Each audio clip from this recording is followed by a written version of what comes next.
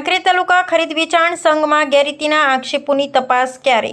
સહકારી આગેવાનોમાં ઉઠ્યા સવાલો. સમગ્ર રજૂઆતની ગુજરાત ભાજપ પ્રદેશ પ્રમુખ જગદીશભાઈ વિશ્વકર્મા દ્વારા કરવામાં આવે તેમ મંડળીઓ ધરાવતા લોકો ઈચ્છી રહ્યા છે. ચેરમેન સામે નાણાકીય ગેરરીતિ સહિતના 7 મુદ્દાની લેખિત રજૂઆતની તપાસ ને વહીવટદારની નિમણૂકની માંગણી રજૂઆત કરી કાંકરેજ તાલુકાના સહકારી આગેવાન દ્વારા કરવામાં આવેલ, જેમાં સહકાર કમિશનર, સહકારી મંડળીઓ ગાંધીનગર, જિલ્લા રજિસ્ટ્રાર પાલનપુર સહિત સંબંધિત કચેરીઓમાં લેખિત રજૂઆત કરવામાં આવી હોવાનું જાણવા મળ્યું છે.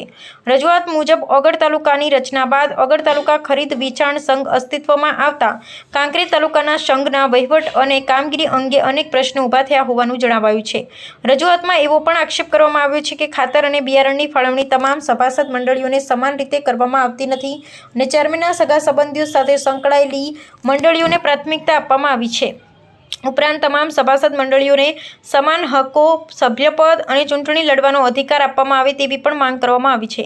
રજૂઆત કરતાના જણાવ્યા મુજબ વર્તમાન ચેરમેન છેલ્લા લગભગ 30 વર્ષથી ગુજકોમસોલના ડિરેક્ટર તરીકે કાર્યરત છે અને પોતાના પ્રભાવના આધારે ખરીદી કેન્દ્રોની ફાળવણી તેમજ મગફળી ખરીદીમાં ગેરરીતિઓ થઈ હોવાની લેખિતમાં રજૂઆત કરેલ છે.